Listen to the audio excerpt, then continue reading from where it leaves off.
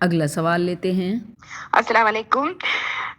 جی میں یہ پوچھنا چاہتی تھی کہ 3 رکعت وتر جب ہم پڑھتے ہیں تو تحیات تو نہیں پڑھ کے کھڑے ہونا ہے، تو اس میں دوبارہ سبحانک اللہم پڑھ کے پھر سلام پھیرنا ہے، پھر تحیات پڑھ کے سلام پھیرنا ہے؟ مہربانی کر کے مجھے آپ یہ بتائیں گی بیٹی۔ السلام علیکم۔ وعلیکم السلام۔ وتر ہو یا 4 رکعت والی کوئی بھی نماز، ثنا یعنی سبحانک اللہم یا کوئی اور دعائے استفتاح صرف پہلی رکعت میں ہی پڑھی جاتی ہے، جیسے روایات میں اس کی وضاحت ملتی ہے۔